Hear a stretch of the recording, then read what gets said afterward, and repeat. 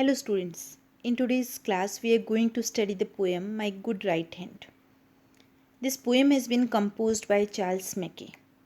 My Good Right Hand poem RBSE class 10th English के syllabus में include की गई है. पोएम में हम देखेंगे लाइन टू लाइन एक्सप्लेनेशन, साथ ही हम difficult word meanings and figures of speech को भी डिस्कस करेंगे. So let us start the video. First of all about the poem. अगर हम पोएम की बात करें तो my good right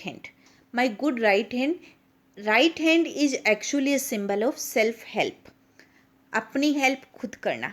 this poem has been composed by Charles Mackay and the poem has a message.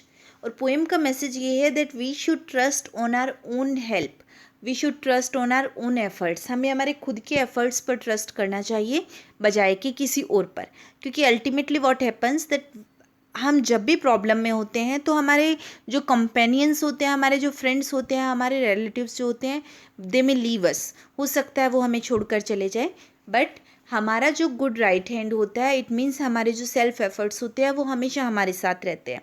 And ultimately हम सब ने एक कहावत सुनी है that God helps them only who help themselves. भगवान सिर्फ उन्हीं लोगों की मदद करता है जो अपनी मदद खुद करते हैं. सो let us start the poem. The poet says, I fell into grief and began to complain. I looked for a friend, but I sought him in vain. Companions were shy and acquaintances were cold. They gave me good counsel, but dreaded their cold. I fell into grief. Grief means sorrow, यानी दुख. Poet says that I fell into grief. मैं दुख में पड़ गया. Mean एक समय ऐसा आया when he was having bad time. Tough time उसका चल रहा था. एंड बिगिन टू कंप्लेन, उसने कंप्लेन करनी शुरू की. कंप्लेन करने का मतलब दुख प्रकट करना शुरू किया, अपने आप से शिकायतें उसकी शुरू हुई. I looked for a friend, he says कि मैंने एक दोस्त के लिए ढूंढा. दोस्त को ढूंढने का मतलब I try to find a friend who could help me, एक ऐसा दोस्त जो उसकी मदद कर सके. But I sought him in vain. Vain मतलब यूजलेस, लेकिन उसे सिर्फ यूजलेसली ढूंढा गया. यूजलेसली ढूंढने का मतलब किसी दोस्त ने मदद का हाथ आके नहीं बढ़ाया. कंपेनियंस वर शाई and acquaintance were cold. Companions जो थे वो शाई का मतलब शर्मिला होता है. यहाँ शर्मिले होने का मतलब they were not ready to behave friendly. जितने भी कंपेनियंस थे, साथी थे, वो दुख के टाइम में फ्रेंडली बिहेव करने के लिए तैयार नहीं थे, कोई साथ निभाने के लिए तैयार नहीं थे.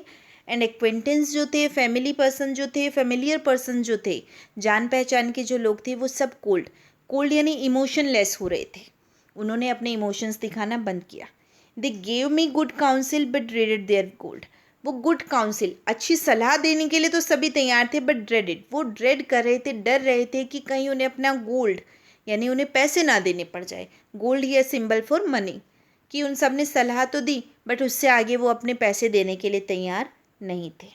यानी किसी ने भी उस मुसीबत के टाइम पोइट की मदद नहीं की, ना दोस्तों ने ना रिश्तेदारों ने. Let them go, I exclaimed, I have a friend at my side to lift me and aid me whatever betide. Poet says कि जब ऐसा हो गया तो फाइनली मैंने सोचा लेट देम गो, जाने दो उन्हें. आई एक्सक्लेम्ड, एक्सक्लेम का मतलब शोड द फीलिंग. मैंने कौन सी फीलिंग दिखाई कि ठीक है जो जा रहे हैं जाने दो. आई have a friend at my side, मेरी साइड में, मेरे खुद की साइड में मेरा एक दोस्त है. टू लिफ्ट मी, वही मुझे लिफ्ट करेगा. एंड एड मी, वही मुझे एड यानी हेल्प करेगा. वॉट एवर बिटाइड मतलब हैपन, चाहे जो कुछ हो जाए ये दोस्त मेरी मदद जरूर करेगा, ये मेरा साथ जरूर देगा. To trust to the world is to build on the sand. I'll trust but in heaven in my good right hand. Ultimately he says to trust to the world. दुनिया पर भरोसा करना is to build on the sand. Build here for building या castles. रेत के महल बनाने जैसे, जैसे रेत के महल नहीं टिकते, सैंड यानी रेत के महल जैसे नहीं टिकते, बिल्कुल वैसे ही दुनिया पर भरोसा करना नहीं टिकता. I'll trust but in heaven. Ultimately the poet decides here that I'll trust but in heaven. मैं सिर्फ और सिर्फ किस में विश्वास करूँगा? हेवन यानी स्वर्ग यानी भगवान में. And my good right hand, और दूसरा मैं किस में भरोसा करूँगा? मेरे गुड राइट हैंड में, यानी मेरे हाथ में, राइट हैंड में, यानी अपने आप पर भरोसा करूँगा. So in the first stanza the poet here explains that whenever he was having a tough time, he expected his friends and companions and family persons to help him, but nobody helped him. They only advised him. And later on, the poet decided that yes, now he will not trust on the world, rather he will trust on God and himself. And the poet here has used some figures of speech. First of all, students, आप देख रहे हैं complain and vain, cold and gold. This is rhyme scheme. Rhyme scheme क्या होती है? हम अपनी first line की एंड वर्ड को देखते हैं. कंप्लेन, ये साउंड जो है, कंप्लेन की साउंड को हम ए नाम देते हैं. अब वेन, वेन की साउंड भी कंप्लेन जैसी आ रही है ना, तो ये भी ए. ए. कोल्ड, कोल्ड अलग है तो उसे हम क्या बना देंगे? बी. और गोल्ड भी कोल्ड के जैसी है तो B. A B B C C D D. इस तरह की राइम स्कीम जो है पोइट ने यूज की है. तो जब दो लाइंस की राइम स्कीम एक जैसी होती है तो उसे हम कहते हैं कपलेट. कपलेट यानी दोहा. कंप्लेन और vain, cold and gold, side, betide, send and hand. और साथ ही साथ good right hand, that is a symbol. Symbol है, एक प्रतीक है किसका? सेल्फ हेल्प का, अपनी हेल्प खुद करने का. एनाफोरा, एनाफोरा मैंने आपको बताया था subsequent lines beginning with same word. जब आसपास की लाइंस एक ही वर्ड से शुरू होती है. I fell into grief, I looked for a friend and to lift me, to trust me. ये लाइन्स जो है वो एक से वर्ड से शुरू हो रही है. This is the use of anaphora. अब हम चलते हैं नेक्स्ट स्टेंजा की तरफ. माई करेज रिवाइव्ड. पोइट सेज दैट जब मैंने अपने गुड राइट हैंड पर यानी कि सेल्फ हेल्प पर भरोसा किया, सेल्फ एफर्ट्स पर भरोसा किया, तो माई करेज रिवाइव्ड, मेरा साहस फिर से जाग गया. इन माई फॉर्च्यून्स डिस्पाइट, हालांकि ये टाइम मेरे फॉर्चून यानी अच्छे भाग्य के डिस्पाइट था, विरुद्ध था. मतलब मेरा बुरा वक्त चल रहा था. फॉर्च्यून्स डिस्पाइट को आप बैड लक भी कह सकते हो कि मेरा बैड लक चल रहा था, लेकिन मेरा करेज यानी साहस जो है वो रिवाइव हो गया, फिर से जाग गया. And my hand was as strong as my spirit was light.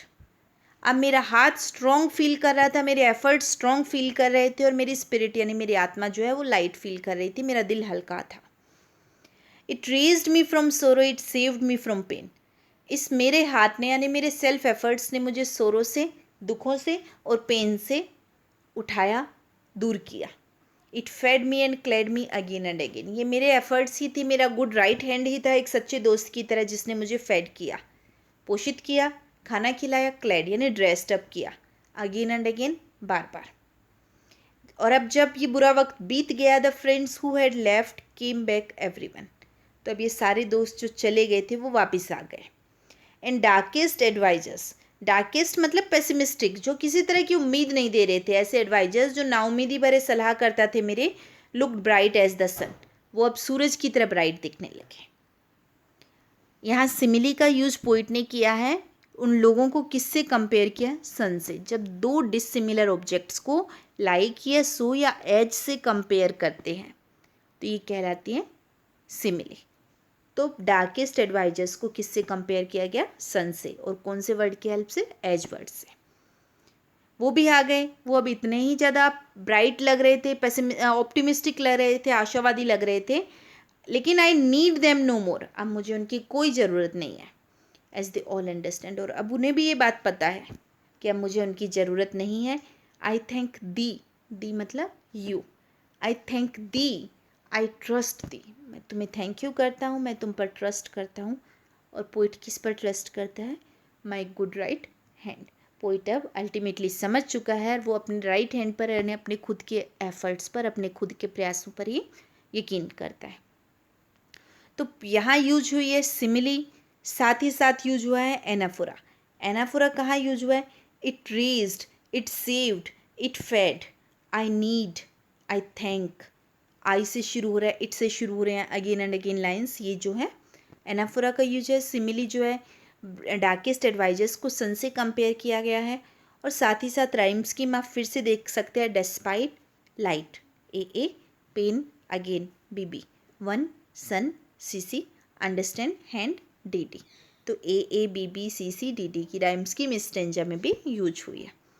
So students, I hope that you have totally understood the poem and also the message that दुनिया पर विश्वास करने से अच्छा है that a person should believe on himself and on his own efforts, because ultimately God helps those person who help themselves.